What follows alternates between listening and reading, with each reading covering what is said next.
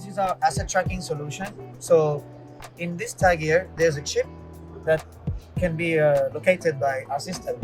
So if I take this card here and I hang out with it, you'll see that on the TV here, you can see that the tag is moving along with me. So now if I place the card with this one back, you'll see that it will come back to the original location, as you can see here. So this will be useful, for example, in clothing store, let's say, when people, they put clothes everywhere and you never know where anything is. So with that, you'll be able to track where this t-shirt is, or in warehouses with a lot of products, if you need to get something out for an order, you just track it with it here and you know where it is. You don't waste your time.